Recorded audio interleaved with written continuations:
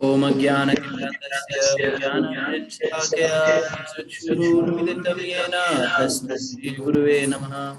श्रीचैतन्यमनोभीष्टं स्थापितं येन भूतले स्वयं रूप कदा मह्यं ददाति स्वपदान्तिकं। वन्देऽहं श्रीगुरो श्रीयुतापदकमलं श्रीगुरुवैष्णवांश श्रीरूपं साग्रजातं सहगण रघुनाथान्वितं तं सजीवं साद्वैतं सावधूतं परिजनसहितं कृष्णचैतन्यदेवं श्री राधा कृष्ण पादान सहगण ललिता श्री विशाखान्वितांश। नमो विष्णुपादाय कृष्ण पृष्ठाय भूतले श्रीमते भक्ति वेदांत स्वामी इति नामिने। नमस्ते सरस्वते देवे गौरवाणी प्रचारिणे निर्विशेष शून्यवादी पाश्चात्य देश तारिणे। जय श्री कृष्ण चैतन्य प्रभु नित्यानंद श्री अद्वैत गदाधर शिवासादि गौर भक्त वृंद। हरे कृष्णा कृष्णा कृष्णा हरे हरे, हरे राम राम राम हरे हरे, हरे कृष्णा। तो आप सभी जन का हार्दिक स्वागत है भगवत गीता के इस 7वें अध्याय में अंतर्राष्ट्रीय कृष्ण भावनामृत संघ इस्कॉन अयोध्या की तरफ से आप सभी का इस सत्र में हार्दिक अभिवादन। तो अब आज हम जो है भगवत गीता के 8वें अध्याय की विवेचना करेंगे और 8वें अध्याय में समझेंगे कि भगवान जो है हमें क्या क्या बता रहे हैं और क्या क्या समझा रहे हैं। तो जैसा कि हम पहले भी करते हैं, पहले हम जान लेते हैं कि इसके पहले वाले अध्याय में भगवान ने हमें क्या बताया। तो पिछले 6 अध्याय में भगवान ने बताया कि किस तरह से जीव विभिन्न योग साधनाओं का उपयोग कर आत्म साक्षात्कार के पथ पर आगे बढ़ सकता है। और अध्याय 6 के अंत में भगवान ने कहा कि कृष्ण के ऊपर मन लगाना ही सर्वश्रेष्ठ योग पद्धति है और कृष्ण भावना भावित होना ही जो है सर्वश्रेष्ठ है, यानी भक्ति योग करना ही सबसे सर्वश्रेष्ठ है। इस अध्याय में भगवान जो है भक्ति योग के विषय में विस्तार से बताते हैं और इस अध्याय में भगवान जो है अपने विशेष विभूतियों के विषय में ही बताते हैं। तो जैसा कि हम पहले करते हैं, हम अध्याय 6 का पुनरावलोकन कर लेते हैं। तो अध्याय 6 में हमने अष्टांग योग के विषय में समझा और जाना। हमने ये देखा किस तरह से व्यक्ति जो है अष्टांग योग की सीढ़ियां जो है आरूढ़ से शुरू होती है और आरूढ़ पे खत्म होती है। हमने अष्टांग योग के 8 अंश के विषय में जाना, जो यम से शुरू होती है और समाधि पे खत्म होती है। हमने ये भी देखा कि किस तरह से मन मित्र और शत्रु दोनों है। अगर हम मन पे संयम नहीं करते तो सबसे बड़े शत्रु के साथ हो रहे होते हैं। और हमने देखा कि किस तरह से मन को नियंत्रित किया जाता है। हमने ये भी देखा कि अष्टांग योग की सफलता का सूत्र क्या है कि मन को हमें खींच करके वापस ले आना है। किस विषय से खींच करके वापस ले आना है? भोग की विषयों से खींच करके वापस लेना है, खींच करके वापस लाना है। हमने ये भी देखा कि असफल योगी की क्या गति होती है। जब अर्जुन ने इसके विषय में पूछा कि मान लिए कोई भक्ति कर रहा हो, ये योग साधना कर रहा हो और असफल हो जाता है, तो भगवान ने उसके विषय में 2 ऑप्शन बताए कि एक व्यक्ति अगर जो है योग काफी दिनों से योग साधना कर रहा हो, अगर वो असफल होता है तो क्या होता है, और एक जो नवांगो नया ही जो अगर भक्ति कर रहा हो विचलित हो जाए तो इसके विषय में क्या होता है। और फिर अंतोदगत्वा आखिरी श्लोक में भगवान ने भक्ति योग को सर्वयोग योग की विधि बताई। अब हम आ जाते हैं इस अध्याय में जिसका नाम है भगवत ज्ञान। तो इसके संक्षिप्त रूप को हम देख लेते हैं। तो इसके श्लोक संख्या 1 से 3 में भगवान कृष्ण ने अपने बारे में जानने की महिमा को बताया। तो भगवान इस चीज को ग्लोरीफाई कर रहे हैं कि अगर कोई उनको जाने तो उसको क्या लाभ होगा। उसके बाद श्लोक संख्या 4 से 12 तक भगवान कृष्ण अपनी शक्तियों का ज्ञान बता रहे हैं, किस तरह से भगवान जो है वो विभिन्न शक्तियों में व्याप्त हैं। हम देखेंगे कि भगवान क्या क्या उदाहरण देते हैं। और फिर श्लोक संख्या 13 से 19 तक भगवान कृष्ण को शरणागत हो जाना ही सर्वोपरि है, इसके विषय बता रहे हैं। श्लोक संख्या 20 से 25 में देवी देवताओं के विषय बताते हैं और जो व्यक्ति निराकार भगवान को समझते हैं ऐसे लोगों के विषय में भगवान जो है व्याख्या करते हैं। और श्लोक संख्या 26 से 30 में भगवान अब माया के भ्रम से दूर होने के लिए अपनी शरणागति के विषय में जोर देते हैं। तो अब आते हैं हम श्लोक संख्या 1 पे। श्री भगवान उवाच मय्या सक्तमना पार्थ योगम युञ्जन्मदाश्रय असंशया समग्रम माम यज्ञास्यसि तक्षुणु। भगवान कह रहे हैं, श्री भगवान ने कहा, हे पृथापुत्र, अब सुनो कि तुम किस तरह मेरी भावना में पूर्ण होकर मन को मुझ में आसक्त करके योगाभ्यास करते हुए मुझे पूर्ण संशय रहित जान सकते हो। तो इसमें ध्यान देने वाली इसमें 3-4 जो बिंदु हैं वो महत्वपूर्ण हैं। सबसे पहले भगवान क्या कहते हैं? सुनो।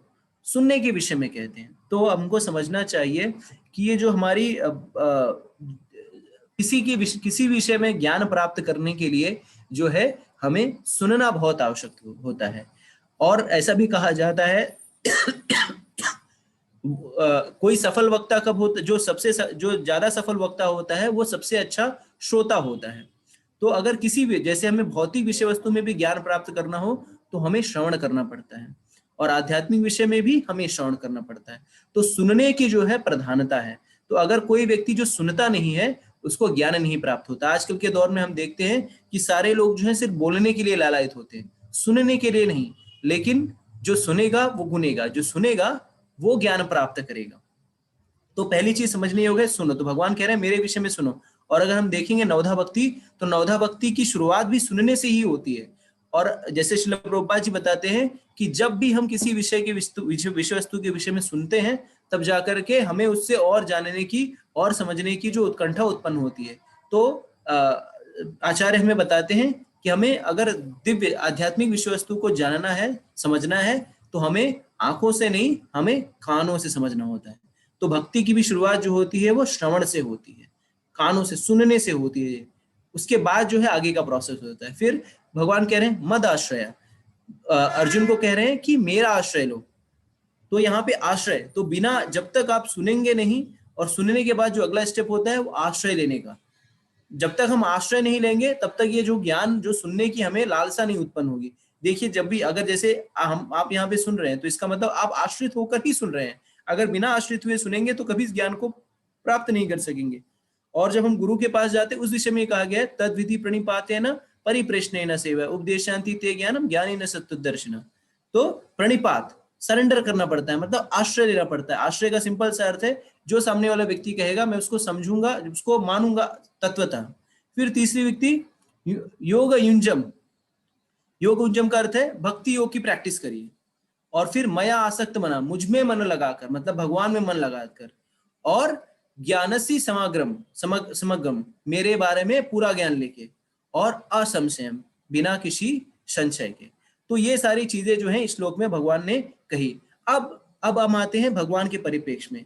तो भगवान के, परम भगवान के बारे में सही ज्ञान कैसे प्राप्त करें? तो क्योंकि बहुत सारे जो है, बहुत सारे ऑप्शंस है, बहुत सारे जो है हमारे पास चीजें हैं सामने रखी हुई कि ये वाला ऑप्शन सही है, वो वाला ऑप्शन सही है। और ज्ञान जो है, ज्ञान भी प्राप्त करने के जो है 3 प्रकार बताए गए हैं। तो जैसे जो नॉलेज तो है, नॉलेज भी प्राप्त करने के 3 तरीके हैं। तो 3 तरीके कौन कौन से हैं? तो पहला है प्रत्यक्ष प्रमाण, अनुमान प्रमाण और शब्द प्रमाण। तो जैसे भगवान के विषय में जानना है तो इन तीनों प्रमाण में से कौन सा प्रमाण सबसे सही है? तो प्रत्यक्ष प्रमाण का अर्थ होता है, जैसे कई लोग बोलते हैं कि भगवान के विषय, भगवान के जैसे मान कोई भी विषय वस्तु में जब मैं देखूंगा तब मैं मानूंगा, सीइंग इज बिलीविंग। तो इसे प्रत्यक्ष प्रमाण कहते हैं, जब व्यक्ति देख करके समझता है। लेकिन क्या ये चीज भगवान के परिप्रेक्ष्य में, आध्यात्मिक विषयों के परिप्रेक्ष्य में लागू हो पाती है प्रत्यक्ष प्रमाण? नहीं। क्यों नहीं लागू हो पाती? सीइंग इज बिलीविंग जो है कई बार जो है वो गलत भी होता है। जैसे हमारी इंद्रियां क्यों गलत होता है? क्योंकि हमारी ये इंद्रियां जो है वो सीमित है। जो मनुष्य का शरीर है उसमें कई दोष हैं, जैसे इंद्रियों का सीमित होना, भ्रमित होना, चीटिंग प्रोपेंसिटी और गलती करना। तो हर कोई, जिसने भी मनुष्य शरीर प्राप्त किया है उसमें 4 प्रकार के डिफेक्ट हैं। क्या? इम्परफेक्ट सेंसेस, मतलब हमारी इंद्रियां जो है वो पूरी तरह से परफेक्ट नहीं है। प्रोपेंसिटी टू गेट इल्यूजन, मतलब हम भ्रमित हो जाते हैं। चीटिंग प्रोपेंसिटी, चीटिंग प्रोपेंसिटी मतलब छल करने की प्रवृत्ति। और चौथा जो दोष है वो क्या है? चौथा दोष जो है वो no propensity to commit mistake. तो ये 4 चीजें जो हैं ये हमें पूर्ण, जो हमारा भौतिक शरीर है वो पूर्ण नहीं है। तो जब हम प्रत्यक्ष प्रमाण को इस त्रुटिपूर्ण इंद्रियों से देखने का प्रयास करते हैं तो धोखा ही होता है। जैसे कई बार देखिए शीशे के सामने हम खड़े रहते हैं, और कई बार अगर हम सोचे सीइंग इज बिलीविंग, तो शीशा जो है कई बार अलग अलग तरह के आवरण, जैसे शीशे में धुंध लगी हुई है तो चेहरा हमारा जो है कई बार मोटा भी दिखता है, कई बार पतला भी दिखता है। लेकिन क्या हमारा चेहरा मोटा और पतला है? नहीं, हमारा चेहरा जो गोलाकार है। लेकिन इससे जब हम शीशे में देख तो रहे हैं कि हमारा चेहरा जो है मोटा दिख रहा है, लेकिन वास्तविकता में मोटा है क्या? नहीं। इसका अर्थ है कि हमारी आंखों में दोष है।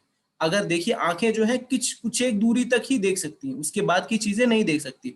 जैसे कान भी जो है वो कुछ ही अंतर तक का, कुछ ही डेसिबल को सुन पाती हैं, उससे ना ज्यादा डेसिबल को सुन पाए ना उससे नीचे के डेसिबल को सुन पाए। इसी तरह से हमारे जीवा में भी दोष है। वो खट्टा मीठा अगर एक लगातार खाते रहेंगे तो कई बार जो है स्वाद चला जाता है, पता नहीं चलता कि खट्टा है या मीठा है। और जो चौथा दोष है जो भ्रमित होना, जो दूसरा दोष है भ्रमित होना। तो ऐसे कई बार देखिए, जैसे गांव में रहते हैं तो रस्सी होती है, तो रात में अगर हम उठे एकाएक तो उस रस्सी को ही सांप समझ लेते हैं, लेकिन वास्तविकता में क्या सांप होता है, नहीं। तो और प्रोपेंसिटी टू कमिट मिस्टेक, हम में से कोई ऐसा व्यक्ति नहीं है जो गलती नहीं करता। हम लोग सब किसी ना किसी ने, कोई ऐसा नहीं कह सकता कि मैंने आज तक कभी गलती नहीं की। और चीटिंग प्रोपेंसिटी, और चौथा जो दोष है कि हम सारे लोग जो है छल करते हैं, हम किसी ना किसी प्रकार का छल करते हैं। इस तरह से जो है प्रत्यक्ष प्रमाण से अगर हम भगवान को समझने का प्रयास करेंगे तो हम वहां पे धोखा खा जाएंगे। क्यों? क्योंकि इंद्रियों में ही, इस शरीर में ही सारे दोष है। अब आते हैं अनुमान प्रमाण पे।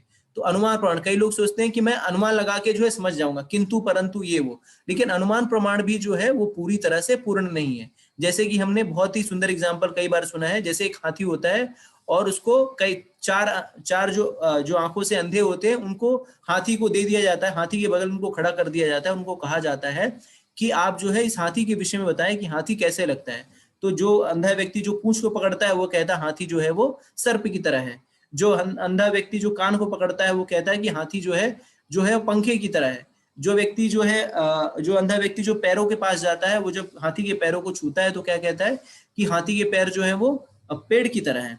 और इसी तरह से जो टस को पकड़ता है तो अलग तरह से अलग अलग जो है एक ही चीज को चार अलग अलग लोग अलग अलग तरीके से अनुमान लगाते हैं, अलग अलग तरह से गेस लगाते हैं और अलग अलग तरीके से उनको आंसर मिलता है।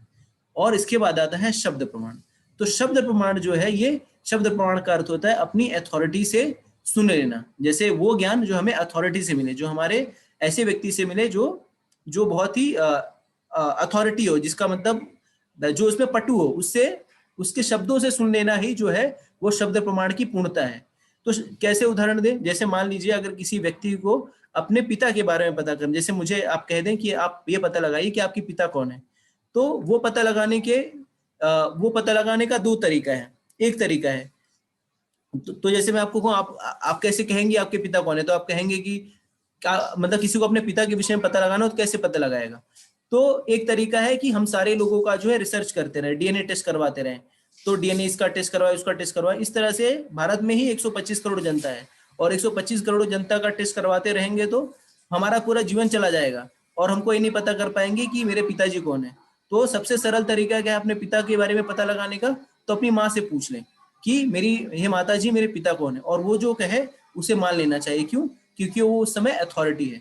तो ये शब्द प्रमाण से क्या फायदे हैं? शब्द प्रमाण से जो है एक तो हमारा समय बचता है, ऊपर से रिस्क भी कम होता है। क्यों? क्योंकि अगर अथॉरिटी से हम पूछ रहे हैं तो अथॉरिटी जो है हमें कभी गलत गाइड नहीं करेगा। तो भगवान के विषय में जब हम समझने का प्रयास करेंगे तो भगवान को ना हम कभी प्रत्यक्ष प्रमाण से समझ पाएंगे ना अनुमान प्रमाण से समझ पाएंगे। तो भगवान को कैसे समझ सकते हैं? शब्द प्रमाण से। तो शब्द प्रमाण क्या है? तो शब्द प्रमाण है हमारे वेद, पुराण और शास्त्र। जो शास्त्र हैं ये टाइम इमेमोरियल से चले हैं, काल कई सालों कई वर्षों से जो है ये चले आए। भगवत गीता में 700 श्लोक आज के 1000 वर्ष पहले भी थे जब इस पे शंकराचार्य ने टीका लिखी थी। भगवत गीता पे 700 श्लोक तभी भी थे जब इस पे रामानुजाचार्य ने टीका लिखी। भगवत गीता में 700 श्लोक तभी भी थे जब इसको माधवाचार्य और श्रील प्रभुपाद जी ने टीका लिखी। तो इस तरह से ये जो ज्ञान है, ये शास्त्रों का ज्ञान है, वो ट्राइड ऑन टेस्टेड है।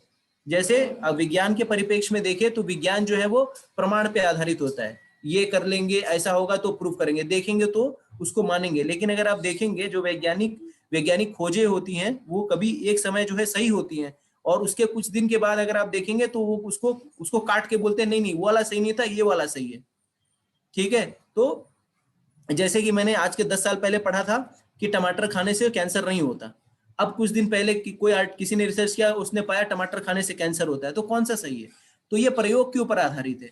लेकिन शास्त्रों का जो वाक्य है वो जन्म कालांतर में जो है एक ही प्रकार से जो है वो चल रहा है। और एक चीज शब्द प्रमाण के विषय में हमें समझनी चाहिए कि शब्द प्रमाण जो होता है, शास्त्रों को जो वाणी होती है वो कभी बदलती नहीं है। और ये जो शास्त्र है ये भगवान के द्वारा स्वयं ही दिए गए हैं। ये जो शास्त्र और जो पुराण ये सब इत्यादि जो है ये भगवत प्रणीता भगवान और उनके भक्तों द्वारा रचित है, उनके अनुभवों के आधार पर।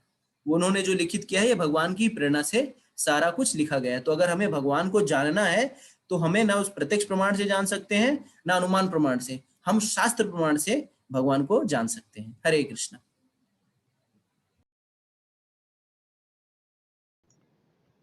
हरे कृष्ण।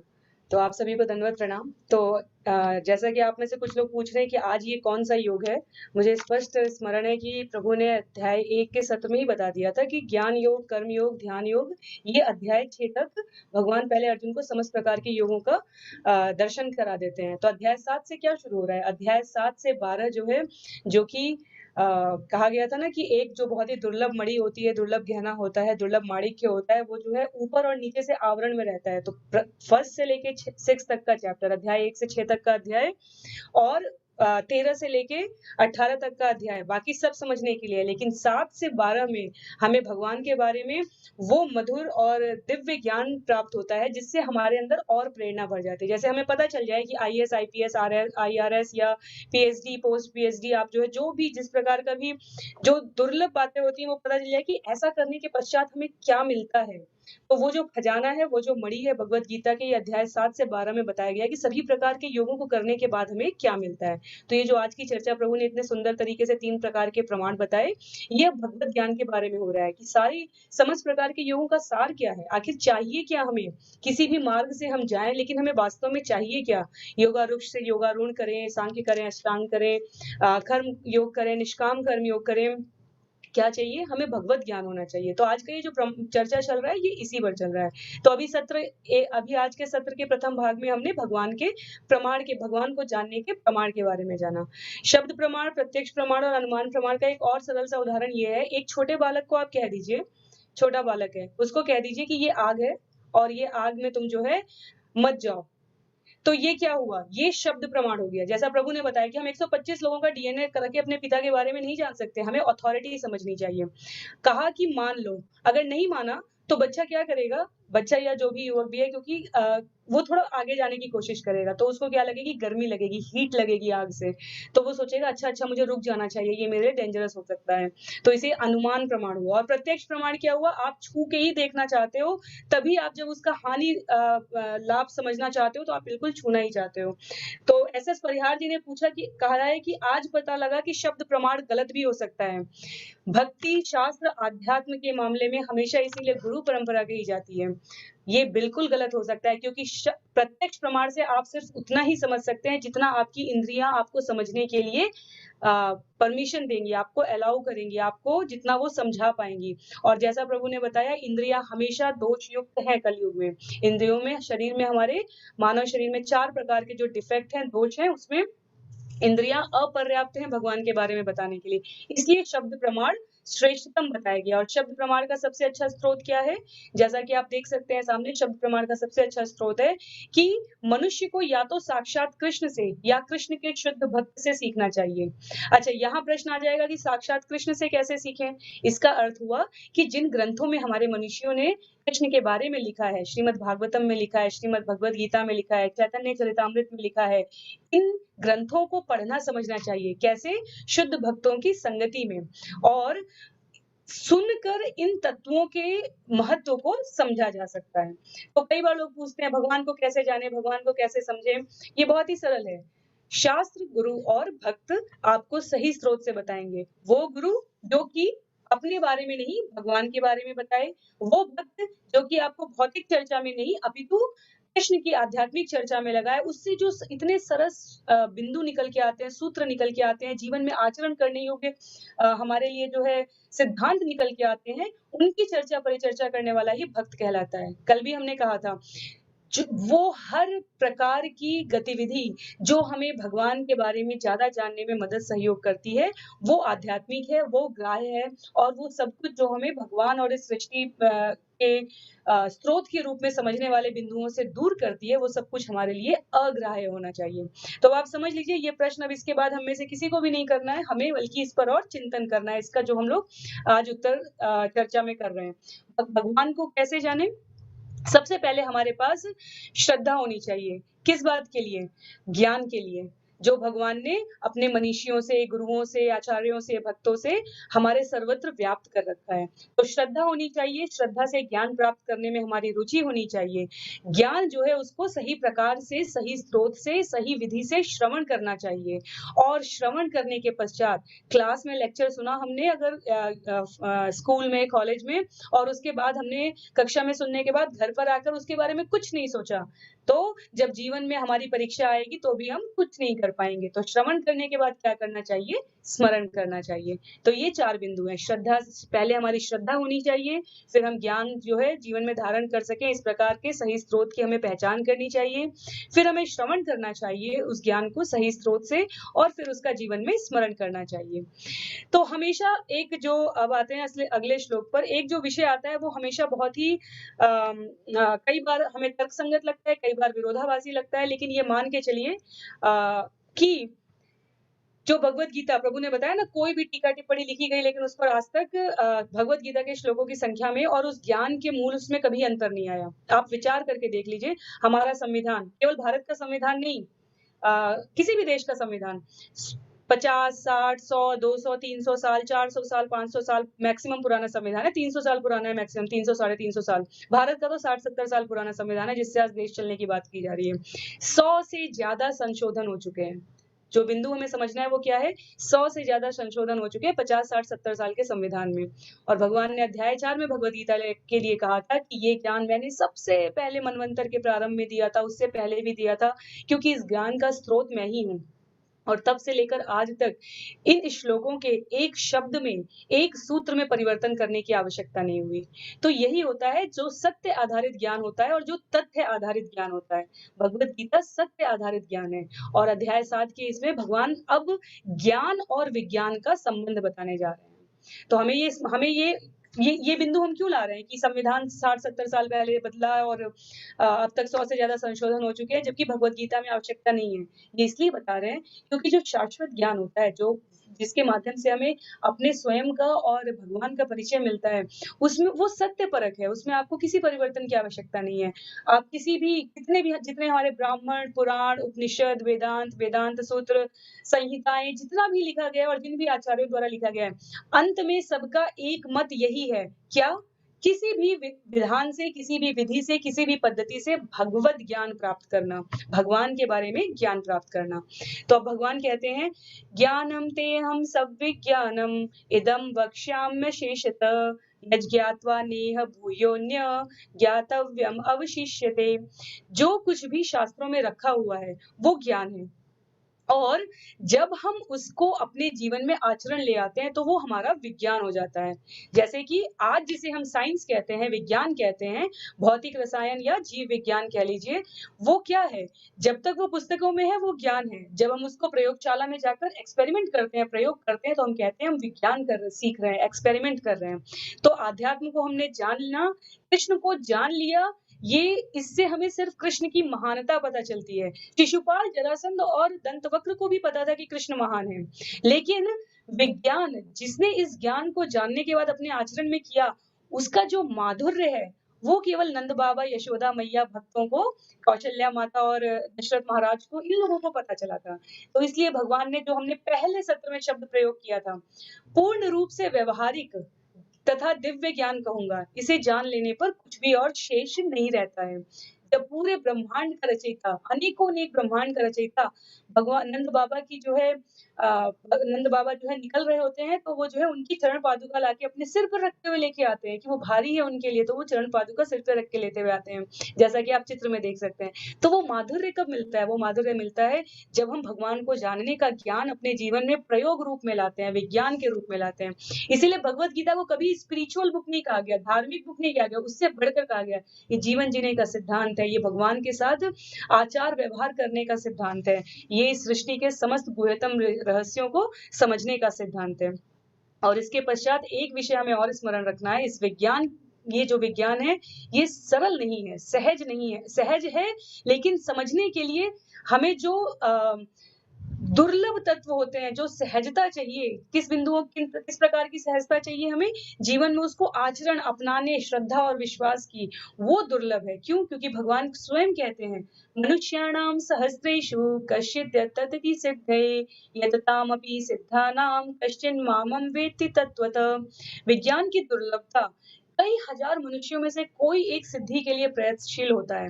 और इस तरह सिद्धि प्राप्त करने वालों में से विरला ही कोई एक मुझे वास्तव में जान पाता है।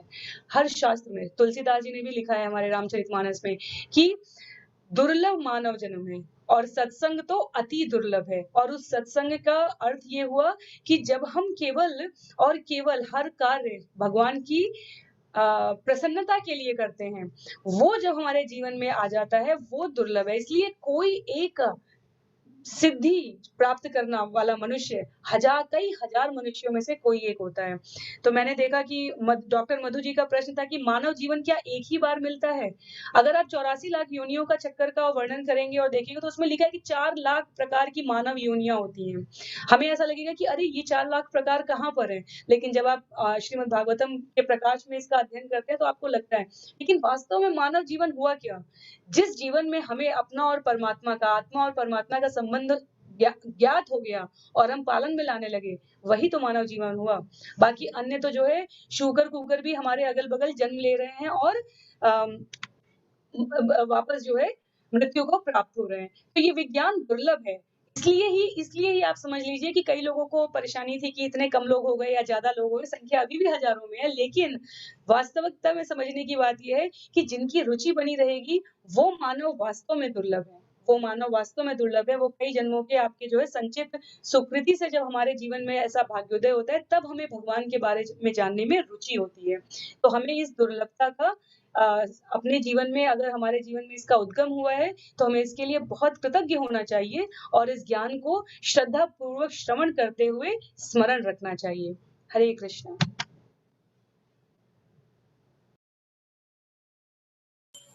हरे कृष्णा। तो अब अर्जुन जो है प्रश्न करता है, एक प्रकार से प्रश्न कर रहे हैं अर्जुन जी कि क्या आप भगवान मुझे दिखा सकते हैं? तो अब जो है भगवान अपनी शक्तियों के विषय में बताते हैं कि भगवान की शक्तियां क्या क्या हैं, और आगे के श्लोकों में भगवान जो है ये भी बताएंगे वो किस तरह से अपनी शक्तियों के द्वारा सर्वव्याप्त है। तो भगवान कहते हैं, भूमिर अपो नलो वायु खम मनुर्बुद्धिरेव च अहंकार इति यम्मिन भिन्ना प्रकृति अष्टदा। पृथ्वी, जल, अग्नि, वायु, आकाश, मन, बुद्धि तथा अहंकार, ये 8 प्रकार के विभक्त मेरी कौन सी अपरा शक्ति हैं। तो भगवान की शक्तियों में भी 2 प्रकार की शक्तियां होती है, अपरा शक्ति और पराशक्ति। और इसके बाद के श्लोक में भगवान जो है अपनी पराशक्ति के विषय में बताते हैं। तो अब भगवान कहते हैं कि जीव जो है मेरी पराशक्ति है। तो अब जो है हम चार्ट में देख लेते हैं किस तरह से भगवान की ये शक्तियां काम करती है। ठीक है, तो यहाँ पे आप देख सकते हैं कि 5 तत्व हैं, भूमि, जल, अग्नि, वायु और खम। और ये जो है इससे हमारा जो है बाहर का शरीर जो है वो बनता है इन 5 तत्वों से। और उसके ऊपर जो है 3 जो है वो सूक्ष्म तत्व हैं, मन, बुद्धि और अहंकार। तो जो भौतिक वैज्ञानिक हैं उन्हें तो भौतिक तत्वों के विषय में पता है, लेकिन इस मन, बुद्धि और अहंकार के विषय में नहीं पता है। और इस मन, बुद्धि, अहंकार, इस 8 तत्वों के अंदर जो है वो आत्मा है, जो कि सच्चिदानंद है। तो भगवान की भौतिक शक्ति 8 प्रधान रूप में व्यक्त होती है और भगवान की 8 विभिन्न शक्तियों से जगत के 24 मूल तत्व प्रकट होते हैं। ठीक है, तो इन 8 तत्वों, ये 8 तत्व और उसके ऊपर जीव, तो 8 तत्व जो है भौतिक तत्व जो है वो अपराशक्ति और जीव जो है वो पराशक्ति। ठीक है, इसके बाद भगवान कहते हैं कि इस अपरा और पराशक्ति के कारण ही पूरी सृष्टि होती है, और इस सृष्टि और संहार का मूल कारण कौन है? मैं हूं। भगवान कहते हैं सारे प्राणियों का उद्गम इन्हीं दोनों शक्तियों से है। इस जगत में जो कुछ भी भौतिक तथा आध्यात्मिक है उसकी उत्पत्ति तथा प्रलय मुझे ही जानो। तो जो इस चराचर जगत में जो भी कुछ दिख रहा है आपको, इस परा और अपरा शक्ति का ही कॉम्बिनेशन है, जो कि भौतिक शक्ति और आध्यात्मिक शक्ति। और जीव जो है, जीव को कई बार तटस्थ शक्ति भी कहा जाता है।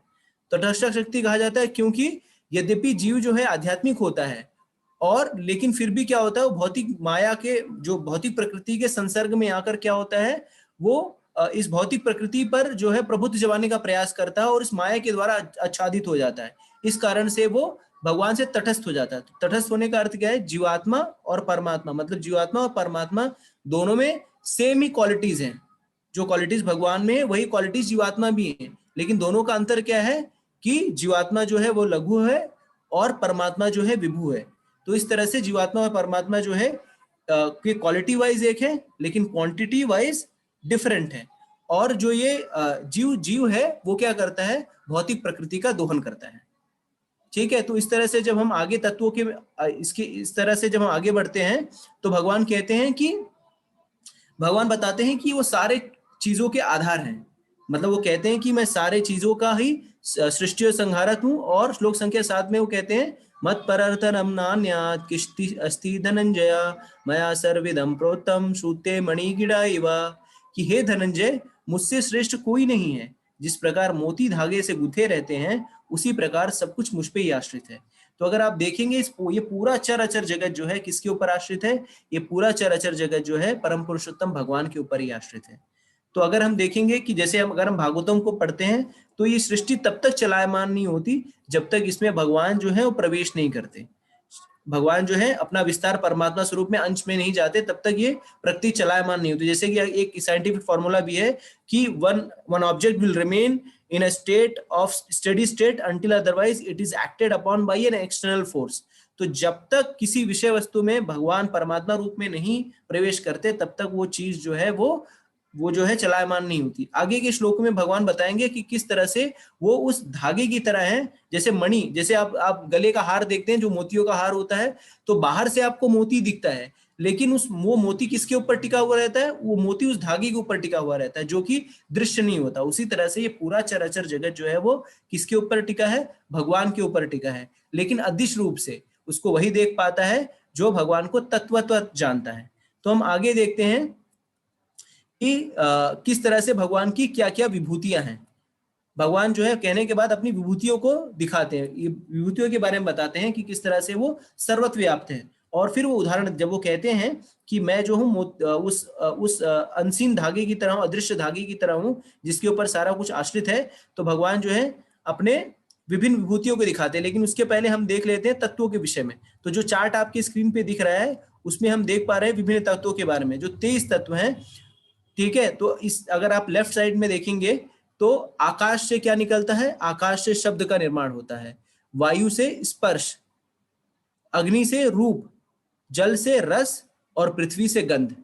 और फिर आप देख रहे हैं कि विभिन्न इंद्रियों और इंद्रियों के देवता कौन कौन से। तो कान के देवता कौन है? दिग् देवता। आंखों के सूर्य, त्वचा के वायु, नाक के अश्विनी कुमार, जीवा के वरुण, हाथ के इंद्र, पैर के उपेंद्र, वाणी के अग्नि, गुदा के मित्र और उपस्थ के प्रजापति।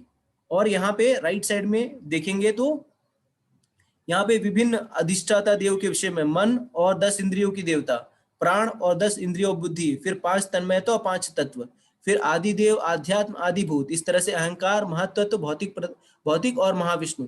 तो ये सृष्टि ये सारा जो राइट साइड में जो सेक्शन है वो आपको श्रीमद् भागवतम में इसके विषय में एक स्कंदी जो है इसमें जो सृष्टि के विषय में चर्चा करता है। तो ये बहुत ही बृहद विषय है, इसके विषय में हम लोग को एक स्पेशल सेशन रखना पड़ेगा। ठीक है, आप इसको ऊपर से समझ लीजिए।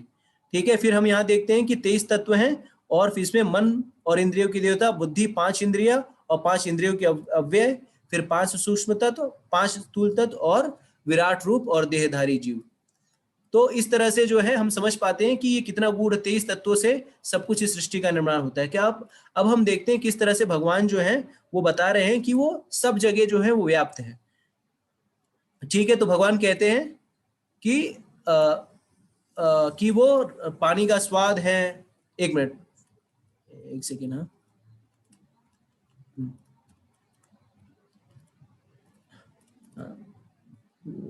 हाँ, तो भगवान कहते हैं कि वो किस तरह से जो है रसो हम अपसु कौन्तेय प्रभास्मि शशि सूर्यो। तो भगवान कहते हैं कि मैं पानी का स्वाद हूं, मैं सूर्य और चंद्रमा का प्रकाश हूं और सारा कुछ जो है वो मेरे ऊपर ही आश्रित है। वो विभिन्न विभिन्न उदाहरण देकर इस बात की पुष्टि करते हैं किस तरह से वो उस अननोन धागे की तरह है जो मणियों को धारण करके रखता है। हरे कृष्ण।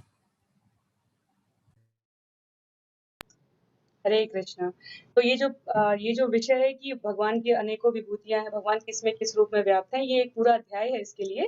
अध्याय 10 में भगवान बताएँगे कि मैं शब्दों में ओमकार हूँ, मणि जो है एक धागे में गुथी हुई है, अर्थात उसका अर्थ ये हुआ कि जो भी वस्तु चर या अचर हमें इस पूरे जगत में दिखेगी, जहाँ तक भी हम देख, सुन, समझ सकते हैं, उन सब में भगवान तत्व रूप में निवास करते हैं। हमारे लिए संदेश समझने का ये है, जो प्रभु ने ये 23 तत्व बताए, हमारे लिए समझने का विषय ये है कि हम सब उस परम पूर्ण परमात्मा के अंश हैं। तो हम सबके अंदर वो तत्व रूप में विद्यमान है, लेकिन पूर्णता के साथ नहीं विद्यमान है। जैसा हमने उदाहरण दिया था कि पानी की एक बूंद में, कहीं का भी पानी लीजिए, उसमें समुद्र में जो पानी है उसके सारे गुण हैं, पर पानी का एक बूंद समुद्र नहीं है। समुद्र समुद्र है और पानी का एक बूंद पानी की एक बूंद है। हम सब जीव उसी प्रकार अंश रूप में है पूर्ण पुरुषोत्तम भगवान श्री कृष्ण के। इसलिए हम लोगों में जीवन में एक बहुत ही स्पष्टता आ जाती है अगर हम एक पंक्ति याद रखें। वो पंक्ति है, सब में भगवान है लेकिन सब भगवान नहीं है। विचार करके देखिएगा। इससे हमें जीवन में कभी भी अंधा अनुकरण नहीं होगा, अंधश्रद्धा नहीं होगी। कोई वास्तविक गुरु ने कभी नहीं कहा कि मैं भगवान हूँ। वो कहते हैं मैं तुम्हें भगवान का तक पहुंचने का मार्ग दिखाने वाला वो इंस्ट्रूमेंट हूँ, वो अवयव हूँ। तो आज ये जो विषय हमें प्रमुख संदेश भगवान द्वारा ये बताने का हेतु क्या है, अर्जुन के माध्यम से भगवान हम सबको ये स्पष्ट कर रहे हैं कि भगवान भगवान है। जीव में जैसे जो 6 ऐश्वर्य थे भगवान के, जीव भी सुंदर हो सकता है, जीव के पास भी विद्वत्ता हो सकती है, जीव भी धनवान हो सकता है, जीव के पास भी त्याग समर्पण का भाव हो सकता है। जो 6 ऐश्वर्य थे ना हमारे पास, लेकिन वो पूर्णता के साथ जीव में नहीं हो सकता, वो सिर्फ भगवान में है। हमारा उद्देश्य जीवन का ये होना चाहिए कि जो भी तत्व हमारे अंदर विकसित अवस्था में है जन्म जन्मांतर से, उसके द्वारा हमें भगवान की सेवा करना है, हमें अपने कार्यों का निरूपण करना है। तो संदेश विभूतियों को बताने का और इन तत्वों में भगवान के समाविष्ट होने का पहला ये है कि भगवान और जीव कभी बराबर नहीं है। सब में भगवान है, सब भगवान नहीं है। ठीक है? भगवान कौन है? भगवान की ऐश्वर्य क्या है? ये सब हम लोग चर्चा कर चुके हैं। इसलिए हम उसका भी यहाँ पर जो है पुनरावृत्ति नहीं करेंगे। आप लोग पीछे की पठन सामग्री भी देख सकते हैं इसके लिए। और कृष्ण ही सभी कारणों के कारण और सार हैं। ये हमारे लिए समझना यहाँ पर आवश्यक है। क्यों? क्योंकि भगवान ये अपने आप ही जो है अर्जुन को श्लोकों द्वारा और उसके अर्थों द्वारा संपादित करवाने का प्रयास कर रहे हैं। तो एक बहुत ही सहज प्रश्न आता है जो हम में, आप में, सबके जीवन में कभी ना कभी आता है कि अगर भगवान इतने ही परम कारणों के कारण हैं, तो जीव फिर भगवान को नकारता क्यों है? और इस प्रश्न में वास्तविकता की बात यह है कि जिस क्षण हमारे अंदर ये प्रश्न आता है, उस क्षण हम अपनी स्थिति स्वीकार करने की मुद्रा में आ चुके होते हैं। वास्तव में जीव भगवान को नकारता क्यों है? इस प्रश्न के उत्तर में ही इस प्रश्न का भी उत्तर है कि हम सब इस जगत में आते क्यों हैं? अगर हम परमात्मा के ही अंश हैं, तो हम सब इस जगत में आते क्यों हैं? हम सब इस जगत में आते हैं, जैसे लोगों का प्रश्न होता है कि भक्ति किया तो पिछले सारे जन्म हमारे सब नष्ट हो गए, तो अब क्या होगा? 2-3 बातें हैं यहाँ पे। हम भगवान को इसलिए नकारते हैं क्योंकि हमारे अंदर स्वयं का जो अहं भाव होता है, उससे हम भगवान की सत्ता को स्वीकार नहीं करना चाहते। जैसे कि अंग्रेजी में एक कहावत कही जाती है, फ़ैमिलियरिटी ब्रीड्स कंटेम्प्ट, और श्रीमद् भागवतम में इसी के लिए कहा गया है कि अति परिचय अत्यधिक घातक होता है। क्यों होता है? क्योंकि जब हम किसी के से बहुत सन्निकट होते हैं, तो हमें उसके गुण और दोष दोनों का समान रूप से हमें ज्ञान होता है। और उसके पश्चात क्या होता है? हम उस व्यक्ति की उस प्रकार से परस्पर स्नेह और सम्मान नहीं कर पाते, जिस प्रकार हम जो थोड़ा दूर व्यक्ति है, कहने का अर्थ हुआ, हमें अपने बॉस की सारी कमियाँ और गुण पता हो सकती हैं, अपने टीचर्स की पता होती है, अध्यापकों की पता होती है, पर हम उनके पास जाके उनको सिखाते समझाते नहीं हैं। हम एक बार को अपने आप को रोकेंगे अगर हमारे अंदर बहुत अधिक इच्छा भी हो। क्यों? क्योंकि वहाँ उतनी सन्निकटता नहीं है। लेकिन आप घर में देख लीजिए, भाई-बहन हो गए, पति-पत्नी हो गए, कई बार मित्रों में संबंध सिर्फ इसलिए खराब हो जाते हैं क्योंकि वहाँ अति निकटता होती है और हम समझाने सिखाने लग जाते हैं।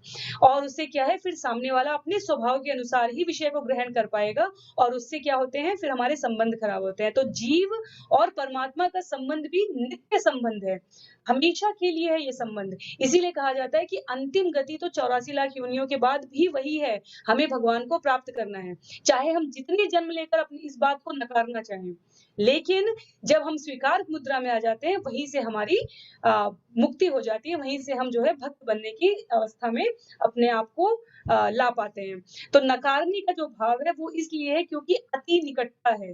जीव जो है जब भगवान के पास रहता है और भगवान की सेवा कर रहा होता है और भौतिक जगत और आध्यात्मिक जगत में एक तत्व जो है वो कॉमन है, वो क्या है कि थोड़ा-सा वो वहाँ की ईर्ष्या जो कही जाती है या अहम जो कहा जाता है, वो भी आध्यात्मिक ईर्ष्या या आध्यात्मिक अहंकार होता है, जो कि जय विजय की कहानी में था। जय विजय ने जब कुमार आए तो उनको क्या कहा कि आखिर भगवान के दर्शन और हमारे दर्शन में अंतर क्या है? हम भी तो चतुर्भुज हैं। आप हमारा ही दर्शन कर लीजिए, भगवान तो विश्राम कर रहे हैं। ये बात उन्होंने परिहास में कही थी। लेकिन हमारे जो मनीषी थे वो उसके अंदर छुपे हुए हल्के से अहम भाव को पहचान गए थे। तो हम जीव होकर भगवान को क्यों नकारते हैं? 2 बिंदु हैं उसके लिए। एक तो हम सभी भौतिक प्रकृति के संसर्ग में हैं। अगर कहा जाए कि ये काम करो, तो सबसे पहले हमारे अंदर प्रवृत्ति आती है कि हम वही कार्य नहीं करना चाहते। बच्चे को पढ़ने के लिए कहो, लोगों को अनुशासित रहने के लिए कहो, नियमों का पालन करने के लिए कहो, सबसे पहली इच्छा क्या होती है? हमें कोई बंधन स्वीकार नहीं है। और जब हम बेलगाम स्वतंत्रता के साथ रहना चाहते हैं, तो हमारे जीवन में सब तरफ से बंधन ही आता है। इसीलिए कहा जाता है जो भगवान की शरण में रहता है, जो भगवान को पाने के लिए बंधन युक्त होना स्वीकार करता है, वो पूरे जगत में स्वतंत्र रहता है। क्योंकि उसको क्या पता है, पूरा जगत तो भगवान से आ रहा है। मैं अगर इनकी शरण में हूँ, इनके बंधन को मानता हूँ, तो फिर मुझे अन्य अतिरिक्त बंधनों की आवश्यकता नहीं है। पर भगवान कहते हैं जब तक जीव इस स्थिति में नहीं पहुँच पाता है, तब तक क्या होता है, तब तक जो है बद्ध जीव प्रकृति के 3 गुणों द्वारा शासित होता है। वो उसके संसर्ग में आकर व्यवहार करता है और ऐसा करते समय वो भगवान कृष्ण के विषय में भूल जाता है। तो अर्जुन सोचते हैं कि इस भ्रम को कैसे दूर किया जाए? और भगवान उत्तर देते हैं श्लोक संख्या 14 में, दैवी ह्वेषा गुणमयी मम माया दुरत्यया मामेव ये प्रपद्यन्ते मायामेतां तरन्ति ते। प्रकृति के 3 गुणों वाली इस मेरी दैवी शक्ति को पार कर पाना कठिन है, किंतु जो मेरे शरणागत हो जाते हैं वे सरलता से इसे पार कर जाते हैं। तो ये श्लोक हमारे उन कुछ श्लोकों में आता है, क्योंकि आप लोग बराबर पूछ रहे हैं कि कौन से प्रमुख श्लोक हैं, किनको याद करना चाहिए। तो जो सत्र में बताए जा रहे हैं, कम से कम वो तो आपको बिल्कुल स्मरण होने चाहिए। कल मन पर कुछ श्लोक बताए गए थे कि ये याद होने चाहिए, आज ये श्लोक है। इससे हमें कभी दुविधा नहीं होगी, कभी संशय नहीं होगा, कभी भूलेंगे नहीं कि हम इस भौतिक जगत के बंधन से कैसे पार होते हैं। तो इसका इसका एक सरल आपको बता देते हैं। जब हमने देवी देवता और भगवान की बात की थी, तो इस भौतिक जगत की अधिष्ठात्री देवी माँ दुर्गा हैं। वो आप उनसे कुछ भी मांगेंगे भौतिक जगत में समृद्धि के लिए, तो ऐसा कहा जाता है कि माँ सबकी मनोकामना पूरी करती हैं। पर इसी बात को अगर आप आध्यात्मिक संदेश के रूप में समझना चाहें, तो आप भौतिक जगत, क्योंकि वो भगवान की शक्ति है, वो भगवान की शक्ति है, भौतिक जगत की अधिष्ठात्री हैं। तो उनका काम क्या है? भौतिक जगत को यूं ही यथावत बनाए रखना सुचारू रूप से। और भौतिक जगत कैसे बना रहेगा? जब लोग की इच्छाएं पूरी होती रहेंगी, नहीं तो पूरी तरफ निराशा और हताशा ही फैली रहेगी ना। और उससे क्या होगा? जीव इस भौतिक जगत में बंधा रहेगा।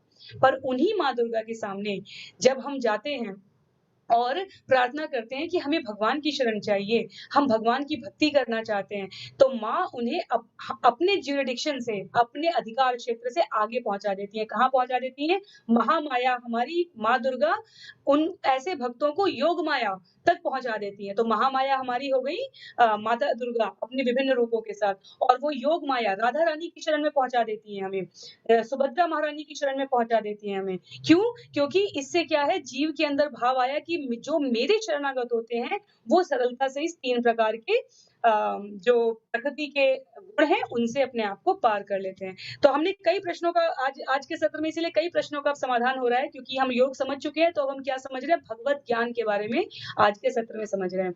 तो अगला प्रश्न आता है कि क्या सभी मनुष्य एक जैसे होते हैं? तो आइए भगवत गीता के प्रकाश में इस सत्र में उसे भी समझने का प्रयास करते हैं। हरे कृष्ण। हरे कृष्णा। तो अब हम देखते हैं कि 4 प्रकार के लोग जो है, अब भगवान जो है अब श्रेणियां बता रहे हैं। जैसे श्लोक संख्या 13 से 19 में भगवान जो है ये बता रहे हैं कि किस तरह से कौन से व्यक्ति जो उनकी शरण में आते हैं, कौन से व्यक्ति जो उनकी शरण में नहीं आते। तो भगवान कहते हैं श्लोक संख्या 15 में, नमा दुष्कृतनो मूढ़ा प्रपद्यन्ते नराधमा माया परितज्ञाना आश्रम भावमाश्रिता। तो 4 प्रकार के लोग। तो जैसे किसी लोगों का प्रश्न होता है कि ना, कई लोग जो है भक्ति नहीं करते, कुछ लोग को भक्ति में इंटरेस्ट नहीं होता, तो जिन लोगों को भक्ति में इंटरेस्ट नहीं होता और जो लोग भक्ति नहीं कर पाते, वो उनकी जो 4 श्रेणियां भगवान यहाँ पे व्यक्त कर रहे हैं। तो पहले श्रेणी कौन सी है? मूढ़। मूढ़ व्यक्ति जो है भगवान की शरण में नहीं जाता। तो मूढ़ कौन है? तो मूढ़ वो व्यक्ति है जो सिर्फ इंद्रिय तृप्ति के लिए कार्य करता है, जो जानवरों को भी आसानी से मिल जाता है। तो ऐसा व्यक्ति जो सिर्फ इंद्रिय तृप्ति, मतलब मुझे कैसे भी मजा मिले, खाने के लिए कुछ मिल जाए, सोने के लिए मिल जाए, संभोग करने के लिए मिल जाए और जिससे मेरी सुरक्षा हो जाए, जिसका सिर्फ यही उद्देश्य होता है, ऐसे व्यक्ति को शास्त्र मूढ़ कहते हैं। और ऐसा मूढ़ व्यक्ति जो है, जो सब इंद्रिय भोग के लिए लगा रहता है, ऐसा मूढ़ व्यक्ति जो है कभी भगवान की शरण में नहीं जाता। तो पहला व्यक्ति मूढ़ हो गया। दूसरा व्यक्ति नराधम। नराधम वो व्यक्ति है जो मनुष्य शरीर पाने के बाद भी भगवत भक्ति नहीं करते और भक्ति करने के बाद भी छोड़ देते हैं। तो जैसे कई लोग आते हैं, भक्ति करते हैं, थोड़ी बहुत भक्ति करते हैं और उनको ये पता चलता है कि जीवन का उद्देश्य जो है वो जानवरों की तरह नहीं रहना है, जीवन का उद्देश्य जो है वो भगवत प्राप्ति करना है, आत्म साक्षात्कार करना है। लेकिन जब वो नियम कानून को देखते हैं कि नहीं, ये भगवत प्राप्ति करूंगा, करने के प्रयास में जब करूंगा, इंद्रिय संयम करूंगा, तो मैं ये भौतिक मजा नहीं ले पाऊंगा, ये भौतिक आनंद नहीं ले पाऊंगा। तो ऐसे लोग क्या करते हैं कि वो भक्ति को छोड़ देते हैं और फिर भगवान के शरण में जाते ही नहीं। भगवान से उनका कोई जाने दो, भगवान के पास जाऊंगा। जैसे कई लोग जो है साधु संग नहीं करते, भक्तों के संग में नहीं जाते। क्यों? क्योंकि वो डरते हैं कि अगर मैं जाऊंगा तो मैं जो गलत काम करना हूं, वो गलत काम करना जो है वो मैं छोड़ दूंगा। तो जैसे शास्त्र में कृष्णा भूलिया जो भोग वांछा करे, माया देवी ताकि झपटिया धरे। तो जैसे हम कृष्ण को भूलकर भोग वांछा करते हैं तो माया देवी हमें पकड़ लेती है। तो नराधम व्यक्ति जो होते हैं वो अच्छी बातों को सुनना चाहते हैं, भक्ति वो प्रैक्टिस भी करते हैं, लेकिन फिर उन्हें पता लगता है कि यार इसमें तो नियम कानून है और फिर ये करूंगा तो मैं जो कर रहा हूँ, जिसमें मैं मजा पा रहा हूँ, वो नहीं कर पाऊंगा, और फिर वो भक्ति को छोड़ देते हैं। तो ऐसे लोगों को नराधम की कैटेगरी में बताया गया। और ये नराधम लोग भी जान सुनकर जानिया सुनिया विश्व खाइनु, हरि हरि विफले जन्म गुनाइनु। तो जानबूझकर, जैसे एक आचार्य कहते हैं, मानुष जन्म पाइया राधा कृष्णा ना भाजिया, जानिया सुनिया विश्व खाइनु, हरि हरि विफले जन्म गुनाइनु। तो मनुष्य जन्म पाया और राधा कृष्ण का भजन नहीं किया, मतलब भक्ति नहीं की, कृष्ण भावना भावित नहीं हुए, तो जान सुनकर जो है जानिया सुनिया विष खाइनु, तो जान सुनकर विष खाने के बराबर है। क्यों? क्योंकि आपने जाना कि यह जहर है, लेकिन जानबूझ के फिर ये भवसागर रूपी जहर को खा रहे हैं। तो ऐसे व्यक्ति को जो है नराधम कहा जाता है और ये भी भगवान के पास नहीं जाते। फिर तीसरा व्यक्ति जो भगवान के पास नहीं जाता, उसको क्या कहते हैं भगवान? माय आप हृतक ज्ञाना। तो ऐसा व्यक्ति जो शास्त्रों का अध्ययन करता है, सब कुछ पढ़ लेगा, सब शास्त्र इत्यादि पढ़ लेगा, लेकिन फिर भी वो क्या सोचेगा? फिर भी वो सोचेगा कि भगवान जो है सामान्य व्यक्ति हैं। वो देखिए रामचंद्र जी जो देखिए कैसे रो रहे हैं, हमको दुख मिल रहा है, रामचंद्र जी को भी दुख मिला, रामचंद्र जी भी अपनी औरत के पीछे पागल हुए थे, रो रहे थे। या कृष्ण को देखो वो कैसे वो कर रहे हैं। तो जो भी भगवान को शास्त्र पढ़ने के बाद, भगवान की विभूतियों को समझने के बाद, सब कुछ जानने सुनने के बाद भी भगवान को आम जनता, आम मनुष्य मानता है, ऐसे लोग भी जो भगवान के पास नहीं जाते। क्यों? क्योंकि इतने ज्यादा ये पढ़ लेते हैं कि वो खुद को ही भगवान मानने लगते हैं। मैं भगवान हूँ, तुम भगवान हो, हम सब भगवान है। तो ये लोग, इनको क्या कहा गया है शास्त्रों में? भगवान क्या कहते हैं? माया पृथक ज्ञान।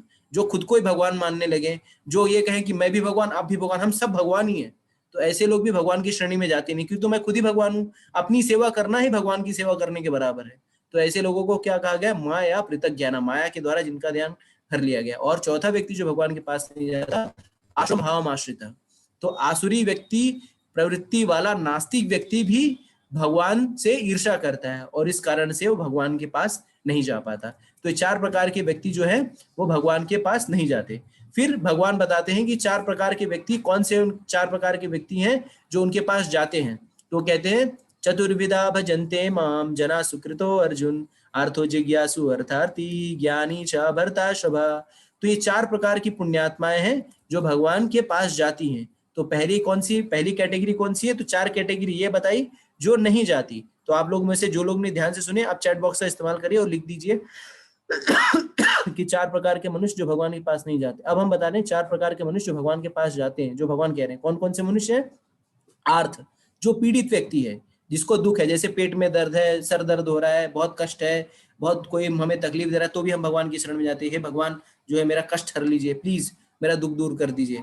तो दुख में जब रहता है व्यक्ति, पीड़ित व्यक्ति जो है भगवान के पास जाता है। तो शास्त्रों में पीड़ित व्यक्ति कौन कौन सा उदाहरण आता है? गजेंद्र। और हम सारे लोग जो है भगवान की भक्ति करने में जो प्रयत्नशील है, कहीं ना कहीं किसी स्तर पर जो है पीड़ित हुए थे, तभी भगवान की शरण में आए हैं। तो 99% हम लोग जो है पीड़ित ही हैं, तब जाके भगवान की शरण में आए। दूसरा व्यक्ति जो है वो जिज्ञासु, जो जैसे कि कुछ लोग होते हैं, हरिनाम संकीर्तन चल रहा होता है, भक्त लोग कीर्तन कर, जैसे यही सत्र चल रहे हैं और वो आते हैं यूट्यूब पे, देखते हैं कि यार इतने सारे लोग 10-11 हजार 12 हजार लोग क्या कर रहे हैं यहाँ पे बैठ के, चलो मैं भी सुनता हूँ कि क्या हो रहा है। और आते हैं और फिर वो अज्ञात अज्ञात कारणों से भगवान के बारे में जिज्ञासा करने लगता है, अरे ये तो बहुत अच्छा चल रहा है, लाओ मैं भी जुड़ जाता हूँ, मैं भी समझता हूँ कि भगवान क्या है, भगवत गीता क्या है। तो ये है जिज्ञासु। फिर आता है अर्थार्थी। अर्थार्थी का अर्थ है जिसको money, money is Honey, money is sweeter than Honey. तो हम जिसको धन की आवश्यकता है वो भी भगवान के पास जाता है, हे भगवान मेरा पगार बढ़वा दो, मेरा बिजनेस जो बढ़वा दो। इस तरह से धन की आकांक्षा लेके भी लोग भगवान के पास जाते हैं। और चौथा जो है वो है ज्ञानी व्यक्ति। तो जो भगवान के विषय ज्ञान को उत्सुक है, जिसने शास्त्र इत्यादि पढ़ लिया, जो ये जान गया है कि मैं कौन हूँ, भगवान के साथ मेरा संबंध क्या है, और वो इस संबंध को आगे बढ़ाना चाहता है। तो इस तरह से ये 4 प्रकार के व्यक्ति जो है वो भगवान के पास जाते हैं। कौन कौन से? आर्थो, अर्थार्थी, जिज्ञासु और ज्ञानी।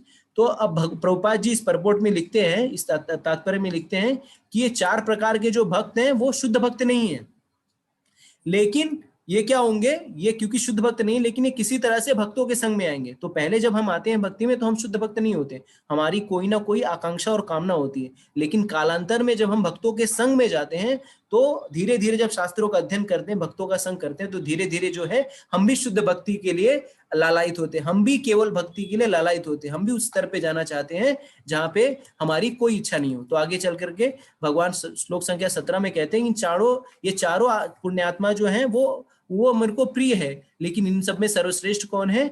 ज्ञानी जो है वो मुझको अति प्रिय है। तो ये ज्ञानी भगवान को क्यों अति प्रिय है? क्योंकि वो पूरी तरह से भगवान की दिव्य सेवा में तत्पर रहता है और सदैव जो है भगवान के चिंतन में लगा रहता है। तो जो ज्ञानी व्यक्ति है वो सदैव भगवान का चिंतन करता रहता है, भगवान के विषय में सोचता है और किस तरह से भगवत प्राप्ति के विषय में सोचता रहता है। और श्लोक संख्या 18 में भगवान इसका निरूपण करते हैं कि ऐसा व्यक्ति जो सदैव मेरा चिंतन करे, मेरे बारे में सोचे और मेरी सेवा में लगा रहे, ऐसा व्यक्ति है जो बहुत दुर्लभ होता है। श्लोक संख्या 19 में भगवान कहते हैं, बहुनाम जन्म मानांते ज्ञानवान माम प्रपद्यते वासुदेव सर्वमिति स महात्मा सुदुर्लभा। तो यहाँ पे शब्दों के चयन को देखिए, भगवान ने क्या शब्द चयन किए हैं? दुर्लभ। दुर्लभ का अर्थ होता है रेयर, मतलब जो कभी मतलब मिल जाए और सुदुर्लभ का अर्थ होता है रेयरेस्ट ऑफ रेयर। तो जो भगवान की भक्ति, जैसे अब कई लोगों का प्रश्न था, इतने लोग छोड़ते हुए कि चले जा रहे हैं, इतने लोग जो हैं वो क्यों नहीं अटेंड कर पा रहे हैं या उनको अच्छा नहीं लग रहा है, क्यों नहीं कर पा रहे हैं? कि स महात्मा सु दुर्लभ। तो भगवान की भक्ति करने वाले लोग हैं जो दुर्लभ होते, दुर्लभ नहीं सुदुर्लभ होते हैं।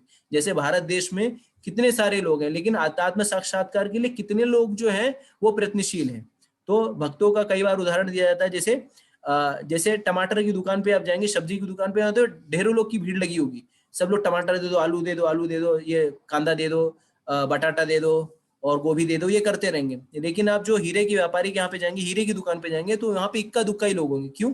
आपको क्या लगता है कि टमाटर की दुकान पे ज्यादा भीड़ लगी रहती है और हीरे की दुकान पे कभी इक्का दुक्का लोग ही दिखते हैं? तो उसका एक प्रमुख कारण है कि वहां पे आपको कीमत चुकानी होती है। तो टमाटर तो 10 रुपए किलो 20 रुपए किलो भी मिल जाता है, लेकिन हीरा खरीदने जाएंगे तो लाखों रुपए का मिलेगा। तो उसी तरह से भक्ति करना, भोग करने में तो सब प्रवृत्त हो सकते हैं, लेकिन इस भोग को त्याग करके जानवर से स्तर से उठ करके भगवत चेतना के स्तर पे आने वाले लोग जो है वो सुदुर्लभ हैं। तो आप सारे लोग जो है वो महात्मा हैं और सुदुर्लभ हैं, आप लोग एक एक हीरे हैं। ठीक है, तो इस प्रकार से अब भक्ति जो, ये भक्ति के भी 3 प्रकार होते हैं, आचार्य हमें बताते हैं। तो भक्ति में 3 प्रकार की जो भक्ति होती है, एक होती है केवल भक्ति, एक होती है प्रधान भूत भक्ति, एक होती है गुण भूत भक्ति। तो केवल भक्ति का अर्थ होता है जिसमें हम जो भी कुछ कार्य करते हैं उसका एकमात्र उद्देश्य ये होता है किस तरह से हम कृष्ण को प्रसन्न करें। वो केवल भक्ति, मतलब मेरा कोई भी नहीं है, हे ठाकुर जी सिर्फ तुम्हारे अलावा मेरा कोई प्राणनाथ नहीं है। ठीक है, तो वो केवल भक्ति होती है कि unconditional love for the Lord.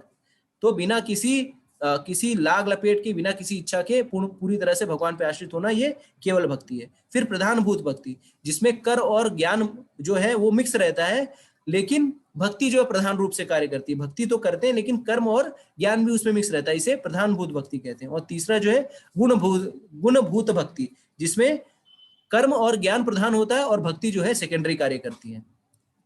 ठीक है, तो इस तरह से भगवान जो है भक्तों की दुर्लभता के बारे में बताते हैं।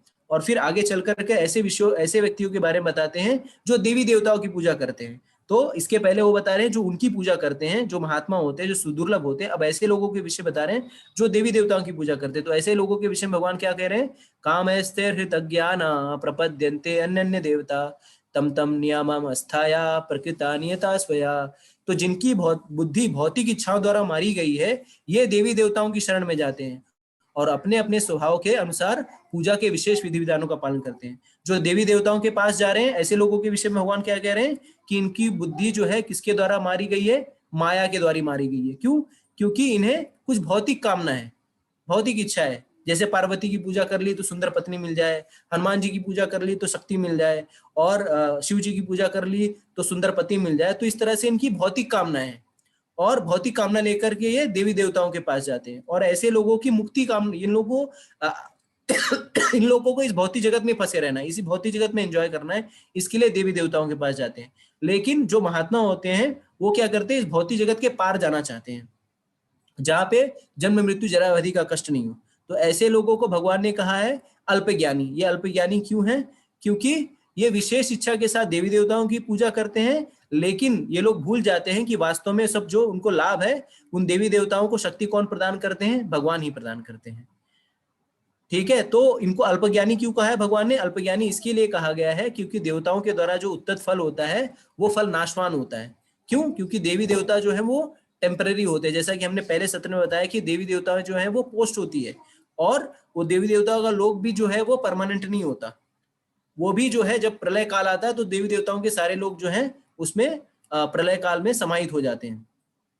और अंतोदगत्वा भगवान जो है वो उनके विषय में बताते हैं जो उनको जो निराकार समझते हैं। तो ऐसे लोगों को क्या कहते हैं भगवान? अव्यक्तिम व्यक्ति मापन्नम मन्यते मम बुद्धया परम भाव मा जानन्तो मम अव्यनुत्तमम। बुद्धिहीन मनुष्य मुझको ठीक से न जानने के कारण सोचते हैं कि मैं भगवान पहले निराकार था और अब मैंने स्वकार स्वरूप को धारण किया। तो भगवान ऐसे लोगों का भी खंडन कर रहे हैं। जैसे कई बार जैसे किसी लोगों से मिलिए, कई लोगों कहते हैं कि ये साकार रूप किसके लिए है? जिससे हम लोग निराकार में जाके मिल जाए। तो साकार रूप का ध्यान करिए, पहले साकार रूप पे ध्यान किया, उसके बाद आप निराकार हो जाएंगे। तो ऐसे लोगों को भगवान क्या कह रहे हैं? ऐसे लोगों को भगवान कह रहे हैं कि बुद्धिहीन। तो अगली बार कोई इस तरह की जो बात करे कि अभी भगवान जो है साकार रूप इसके लिए है जिससे आप साकार रूप की भक्ति करके आप निराकार में मिल जाइए, तो ऐसे लोगों को भगवान यहाँ पे क्या कह रहे हैं? बुद्धिहीन। तो यहाँ पे कोई भी बातें मैं नहीं कह रहा हूँ, ये सब आप शास्त्रों के द्वारा, भगवान के द्वारा उद्धत बातें हैं। तो इसमें कहीं भी कोई ये ना सोचे कि देवशेखर या पद्म राधिका जो है इस तरह से बातें कर रहे हैं। श्लोक संख्या 25 में भगवान कहते हैं कि ऐसे मूर्ख व्यक्तियों को मैं कभी प्रकट नहीं होता, और क्योंकि ये मुझे समझ ही नहीं पाएंगे। तो भगवान कहते हैं ना हम प्रकाशम सर्वस्य योग माया समन्विता मूढ़ो अभी ना जानाति लोको माजम व्यम। मैं मूर्खों तथा अल्पज्ञों के लिए कभी भी प्रकट नहीं हूं। क्यों? क्योंकि ऐसे लोग मेरी अंतरंगा शक्ति द्वारा आच्छादित है, अतः ये मुझे अजन्मा और अविनाशी, क्योंकि मैं अजन्मा और अविनाशी हूं। तो ये मूर्ख व्यक्ति और अल्पज्ञ व्यक्ति जो है भगवान की शक्ति को कभी नहीं समझ पाएंगे। क्यों? क्योंकि ये माया के द्वारा आच्छादित हैं। तो जो मूढ़ लोग हैं वो क्या सोचते हैं? भगवान निराकार थे, भगवान अभी साकार है, बाद में निराकार हो जाएंगे, और मैं भी भगवान, तुम भी भगवान, हम सब भगवान।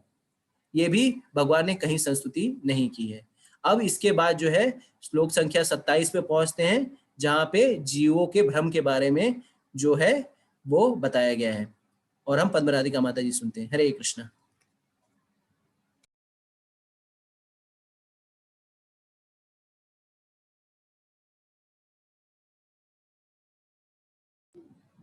हरे कृष्णा। हरे कृष्णा। प्रभु अनम्यूट नहीं किया मैंने। तो आगे, अब इसमें आगे जो है हम 3 से 4 मिनट का समय और लेंगे। जिनको भी लगता है कि समय का पालन नहीं किया गया, उनसे अनुरोध है कि 3 से 4 मिनट बने रहें। अब जो ये सत्र का अंतिम भाग है, बिल्कुल अंतिम भाग है। आज के सत्रों में इतने सारे सूत्र जो हमें मिले वो इसलिए मिले क्योंकि हम भगवत ज्ञान की प्राप्ति कर रहे हैं, और वहां अगर सूत्र ना प्राप्त हो तो फिर जीवन जीने की दिशा कैसे प्राप्त होगी। तो इतनी शीघ्रता में अगर आपको लगे कि हमने 4 प्रकार के अच्छे और बुरे मनुष्यों का वर्णन किया और कैटेगरी बताई, तो आप इसे आराम से वापस सुन सकते हैं, या श्रील प्रभुपाद की यथारूप पुस्तक से इसका पूरा भावार्थ व्याख्यान भी वहां लिखा हुआ है, उसको समझ सकते हैं। पर सरल रूप में हमने आज के सत्र के अंतिम कुछ स्लाइड्स में जो है वो क्वेश्चंस रखे हैं, और हमें ये जान के बहुत ही प्रसन्नता है कि आप में से ज्यादातर जो सुधी श्रोता हैं उन्होंने लगभग वही प्रश्न ही बार-बार पूछे हैं जो आज के इस सत्र में हैं।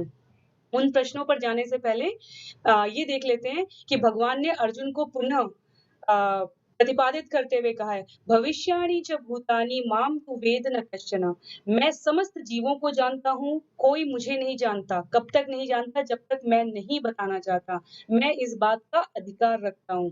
तो हम जब तक कहें कि क्यों नहीं, जब भगवान बताएँगे हमें, हम उनके साथ किसी प्रकार की ज़ोर-ज़बरदस्ती नहीं कर सकते हैं। हर वस्तु और हर प्रकार की योग्यता प्राप्त करने के लिए हमें कुछ न्यूनतम क्वालिफ़िकेशन होती है, वो पूरी करनी होती है। लेकिन यहाँ भगवान ये स्पष्ट अवश्य कर रहे हैं कि जो मेरी शरण लेते हैं, जो मेरे भक्त बनने का प्रयास करते हैं, उनको मैं अवश्य प्राप्त होता हूँ। उसके पश्चात जो अंतिम कुछ श्लोक है, उसमें भगवान कह रहे हैं कि अगर जीवों को ये लगता है कि मैं क्यों हमें भगवान के बारे में आसानी से नहीं पता चल रहा है, तो उसके लिए क्या है, सर्वभूतानि सम्मोहम सर्गे यान्ति परंतप। ईर्ष्या तथा घृणा से उत्पन्न, विचार करके देखिए, हमारे जीवन में सारी नकारात्मकता सिर्फ इन्हीं 2 शब्दों की वजह से है। ईर्ष्या तथा घृणा से उत्पन्न द्वंद्व, जैसे हानि लाभ, जीवन मरण, यश अपयश, सुख दुख, ये जितने भी तरह के द्वंद्व शब्द है हमारे जीवन में, इनसे हम मोहग्रस्त हो जाते हैं। और नरक के जो 3 द्वार हैं, काम क्रोध और लोभ, उसके द्वारा हम कभी भी जो है भगवान को सरल और सहज रूप में प्राप्त नहीं कर पाते हैं। तो अब जब अंतिम प्रश्नों में आ जाते हैं, कई लोगों ने ये प्रश्न पूछा है, कई लोगों ने, मैंने नाम के साथ नोट किया है, लेकिन आप सभी के लिए ये शेयर करते हैं, हर कोई कृष्ण की शरण क्यों नहीं लेता है? जब भगवान इतने ही दयावान, करुणावान और समस्त स्रोतों के स्रोत हैं। तो इसका उत्तर आपको देख सकते हैं, श्लोक संख्या 20 में है। भगवान कहते हैं, भौतिक इच्छा के संसर्ग के कारण हमारी बुद्धि भ्रमित हो जाती है और हम केवल भौतिक परिणामों की तलाश में रहते हैं। जैसे कि पहले सत्र में ही बहुत लोगों को उत्कंठा थी, अभी भी है, और उन श्रोता लोग ही उनका उत्तर दे रहे हैं कि कृपया ज्ञान में रुचि रखें, सर्टिफिकेट अपने आप मिल जाएगा।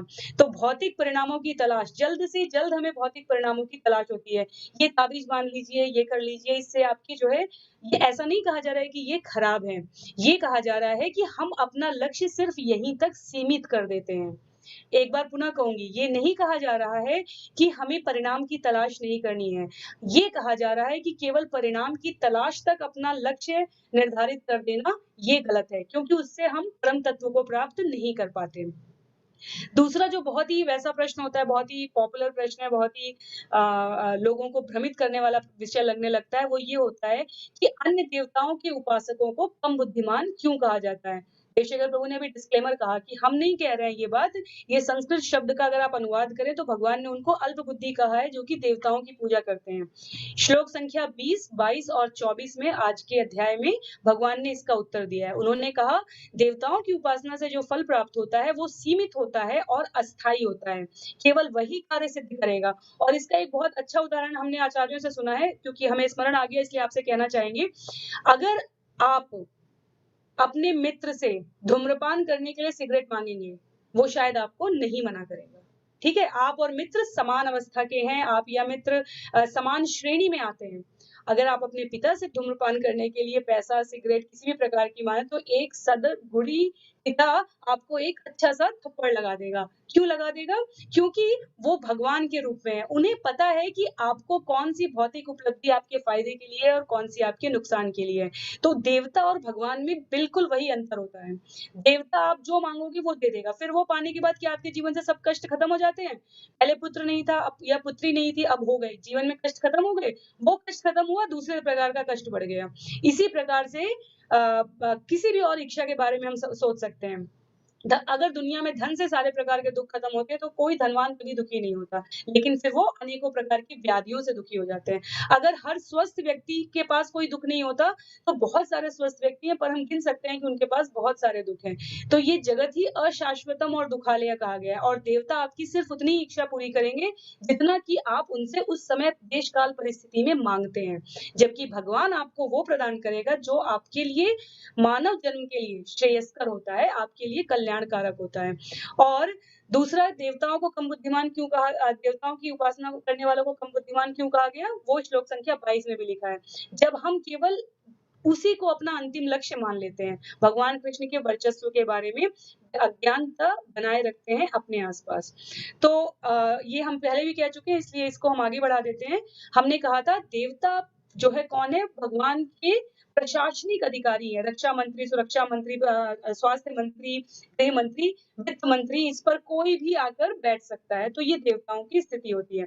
पूरी भौतिक प्रकृति देवता, ब्रह्मा, ये सब कोई भगवान के दायरे में आते हैं, इस भौतिक जगत के दायरे में आते हैं।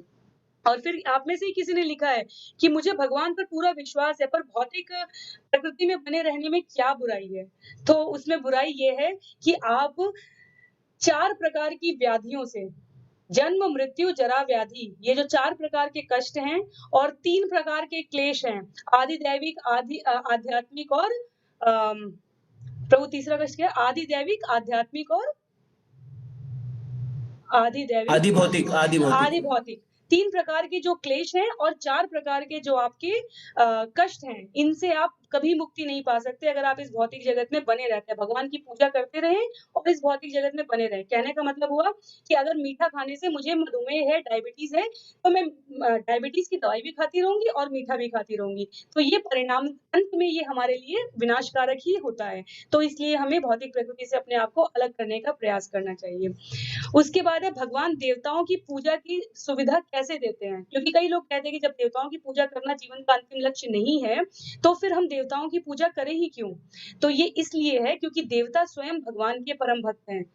आप किसी भी घटना को उठा लीजिए, देवताओं पर संकट आता है तो वो कहाँ जाते हैं? भगवान के पास जाते हैं। तो देवता हमारे लिए वो श्रद्धा, सम्मान वाले महान व्यक्तित्व हैं, जिनको देखने से, सुनने से और उनके बारे में पढ़ने से हमें किसमें विश्वास होता है? भक्त बनने से क्या मिलता है जीवन में, इस बात का हमारा विश्वास होता है। देवता हमें भक्ति करने में सहयोग करें, सशक्त बनाए, इसके लिए हमें उनका सहयोग लेना चाहिए। अपने उन मित्रों का हमें मित्रों के उन अच्छे गुणों का सहयोग लेना चाहिए, जिससे कि हमें आगे गति बनाए रखने में आसानी हो। और फिर आज का अंतिम प्रश्न है, शुद्ध भक्त जब हम बन जाते हैं तो हमारे अंदर क्या समझ आती है?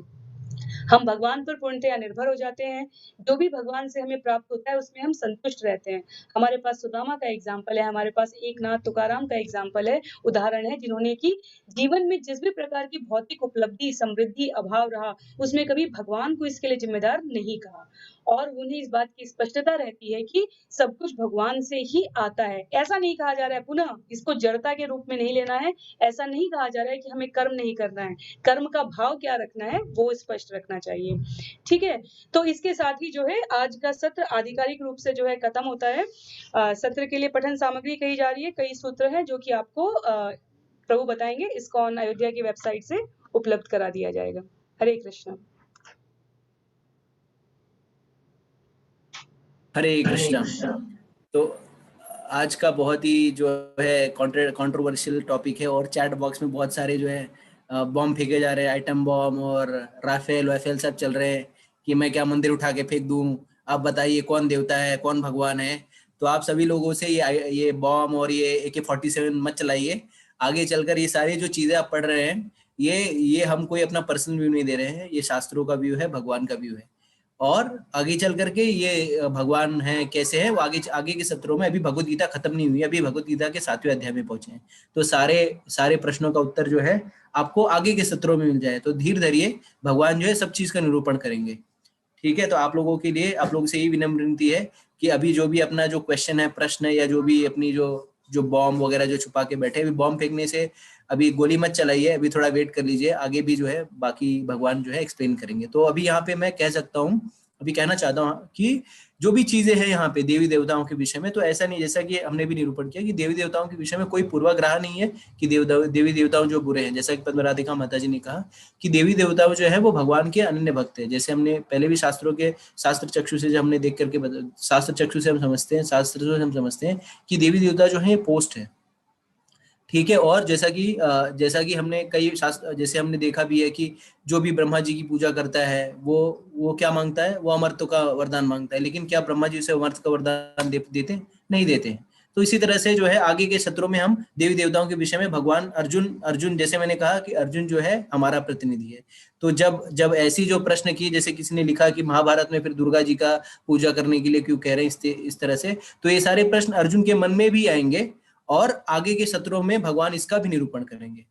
तो आप धैर्य रखिए, आगे के अभी 7वां अध्याय, 8वें, 9वें, 10वें, 11वें अध्याय में भगवान आपके सारे प्रश्नों का उत्तर देंगे। हम उत्तर नहीं देंगे, भगवान स्वयं आपके प्रश्नों का उत्तर देंगे। ठीक है? तो यहीं पे हम इस आधिकारिक रूप से ये सत्र यहीं पे समाप्त करते हैं। आप लोगों से अनुरोध है कि आप लोग इस वीडियो को लाइक कर लीजिए, शेयर करिए ज्यादा से ज्यादा, जिससे ये ज्ञान जो है, ये बॉम्ब जो है और भी ज्यादा फूटे, और जो हमारी जो ये हमारा जो एक सो कॉल्ड जो कुकून है जिसके अंदर हम फंसे हुए हैं, जो हम सोचते हैं हम जो है सही है, तो आपका कुकून जो है वो बाहर निकले, कुकून से बाहर निकले तो पता चलेगा कि दुनिया में क्या चल रहा है या शास्त्रों में क्या चल रहा है। पद्म राधिका माता जी, क्लोजिंग कमेंट्स। नहीं प्रभु, आपने बहुत सुंदर बताया और मैं बस उसमें ये कहना चाहूंगी कि आप लोग बिल्कुल भी अध्याय ना हो। और हमने अध्याय 4 में भी इस विषय पे चर्चा की थी, तब हमें इतने प्रश्न नहीं मिले थे। इसका अर्थ ये है कि आप लोग गंभीरता के साथ इस विषय को सुन रहे हैं। और जैसा प्रभु ने कहा कि ये बहुत ही ये इस बात का परिणाम है कि हम सब सोच रहे हैं, हम सब देख रहे हैं, ये ज्ञान हमारे पास हमेशा से रहा है, अब हम इसको समझने का प्रयास कर रहे हैं। तो कहीं पर भी अगर आपको किसी भी शब्दों में ऐसा लगेगा कि हमने देवताओं का तिरस्कार किया, देवताओं को नीचे बताया, ऊपर बताया, केवल कृष्ण को भगवान बताया, कई लोगों ने भगवान कृष्ण को ही क्यों भगवान कहा है, नारायण कौन है, शंकर कौन है, आपने ये सब भी कहा है। मुझे जहाँ तक याद है हमने भगवान शंकर और भगवान कृष्ण का क्या संबंध है इसके बारे में एक सत्र में बोला है और हम पुनः इसको बोलेंगे, ठीक है? तो आप लोग बने रहिए, इसलिए नहीं कि हमको सिर्फ आप ये सुने, इसलिए क्योंकि इनका उत्तर भगवान ने स्वयं दे रखा है, ठीक है? 2 हमारे श्रोता हैं जिनके प्रश्न बहुत ही सुंदर हैं और उनसे अनुरोध रहेगा कि हम सत्र के साथ ये प्रश्न नहीं ले सकते। वैभव जी का प्रश्न है, जीव धरती पर आया क्यों, भगवान ने सृष्टि क्यों बनाई, हम सब इस संसार में क्यों आए? ये एक पूरा ही अलग विषय है और इसका भी हमने उत्तर देने का प्रयास किया था, हम आगे भी करेंगे, पर अभी नहीं लेंगे हम इस प्रश्न को। और दूसरा प्रश्न था अच्छे लोगों के साथ बुरा क्यों होता है? ये राकेश जी ने ये प्रश्न कम से कम 50 बार लिखा है, जहां तक मैं स्क्रॉल कर पाई हूँ। इसके लिए जीव जागो चैनल पर एक पूरा सत्र लिया था हमने पहले, हमारी जो श्रोता मंडली थी वो दूसरे सेशन में थी। अच्छे लोगों के साथ बुरा क्यों होता है? Why do bad things happen to good people या good things happen to bad people? जिस भी तरीके से लीजिए, इस पे एक सत्र है, आप उसको सुन सकते हैं और आवश्यकता लगेगी तो हम भविष्य में इन सत्रों को पुनः करने का प्रयास करेंगे, वहां पर इस प्रश्न का उत्तर दिया गया है। तो अंत में पुनः आपसे निवेदन रहेगा कि आप लोग जो है इसको लाइक कीजिए, आगे बढ़ाने के लिए सब्सक्राइब कीजिए, आगे के जो सत्र होते रहेंगे उनको जानने के लिए जो है और समझने के लिए और अपने प्रश्नों को रखने के लिए आप इससे बने रहिए। एक चीज मैंने नोटिस किया दर्शकों प्रभु कि अभी जो प्रश्न आ रहे हैं वो पिछले सत्रों से, प्रथम, द्वितीय, तृतीय, चतुर्थ सत्र से काफी अलग है। तो कहने का विषय ये है कि वो अब विषयों के अंदर जाके उनको समझने का प्रयास हो रहा है। तो हम इन प्रश्नों के उत्तर देते रहेंगे और जिनके भी प्रश्न अभी नहीं दिए जा रहे हैं, सक्षम जी हर दिन बहुत अच्छे प्रश्न करते हैं, लेकिन उनके प्रश्न उस दिन के विषय से संबंधित नहीं होते हैं, बस इसलिए उनके प्रश्न नहीं दिए जा रहे हैं, वो प्रश्न अलग से रखे जा रहे हैं। आप प्रश्नोत्तरी में बने रहिएगा और वहां पे उन प्रश्नों के उत्तर दिए जाएंगे। तो इसी के साथ आज का ये सत्र हम लोग यहीं पर समाप्त करते हैं। और प्रभु और कोई सूचना है? नहीं, विकास बिंद्रा जी जो है वो क्या कहते हैं, अर्नब गोस्वामी की तरह कह रहे हैं, बार जवाब बार मुझे दीजिए माता जी, संबोधित कर जवाब रहे हैं दीजिए माता जी। कि माता जी जवाब दीजिए, ब्रह्मा विष्णु महेश कौन है? आप विकास जी अगर आपके पास धैर्य की थोड़ी वो हो तो मैं आपको बताऊं, आप ब्रह्म संहिता कहीं से भी ढूंढकर अध्याय 5 का 45वां श्लोक पढ़िए और वहां पर आपको जो ब्रह्मा जी के मुख से कहा गया है भगवान शंकर और विष्णु में क्या संबंध है इसके बारे में, अध्याय 5 का 45वां श्लोक हमने अपनी पठन सामग्री में और अभी पहले या दूसरे सत्र में ही वो बताया था। भगवान शंकर, ब्रह्मा और विष्णु का क्या है। मैंने सोचा मैं उनका नाम लेकर नहीं कहूंगी आज, लेकिन अगर आप जानना और समझना चाहते हैं तो आप ब्रह्म संहिता ढूंढिए, इस्कॉन आप डालिए ब्रह्म संहिता इस्कॉन 5.45 गूगल पे और आपको वहां पर बहुत अच्छे हमारे आचार्यों के इस पर उद्देश्य भी मिल जाएंगे और पढ़ने की सामग्री भी मिल जाएगी, जहां पर भगवान विष्णु और शंकर का किस प्रकार शंभु तत्व है, किस प्रकार विष्णु तत्व है, विष्णु और नारायण में क्या अंतर है। और वास्तव में आपको बताऊं तो हमें पता है कि आगे ये सारे विषय आने वाले हैं, इसलिए हम बस इसके लिए आज के लिए इसको यहीं पर छोड़ रहे हैं। तो विकास जी आपको उत्तर मिल गया होगा। धन्यवाद प्रभु, मैंने लिखा था पर मैं उनको संबोधित नहीं कर पाई। तो जी ठीक है, तो इस सत्र को हम यहाँ पे समाप्त करते हैं, ये 8:15 बज गए हैं। आप लोगों से अनुरोध है इस वीडियो को लाइक करें, शेयर करें और ज़्यादा से ज़्यादा इसको आगे फॉरवर्ड करें, जिससे ज़्यादा से ज़्यादा लोगों को ज्ञान पहुँच पाए। और यहीं पे हम इस सत्र को समाप्त करते हैं। तो जैसे कि पद्म राधिका माता जी और शास्त्र कहते हैं, हरे नाम एव केवलम कलाव नास्ते गतिरन्यथा। हरे कृष्णा कृष्णा कृष्णा हरे हरे, हरे राम राम राम हरे हरे। तो जैसा कि मैंने कल भी कहा था कि एक नॉर्मल श्रोता और एक अच्छे श्रोता में यही अंतर होता है कि जो नॉर्मल श्रोता होता है वो सुनता है और जैसे ही सत्र खत्म होता है उसको झाड़ करके चला जाता है, जो भी ज्ञान लिया उसको वहीं पे रख के चला जाता है। लेकिन जो उत्तम श्रोता होता है वो सुनता है और उस पर 5 मिनट मनन करता है। तो जब ये वीडियो डिस्कनेक्ट हो जाएगा तो आपसे अनुरोध करूंगा कि 5 मिनट रुक करके उस पर मनन कीजिए कि आपने क्या सुना और आपको आज क्या ज्ञान प्राप्त हुआ। हरे कृष्ण। यहीं पे सतगुरु ग्रंथ भगवद गीता यथा रूप की जय, श्रील प्रभुपाद की जय, श्री गुरुदेव।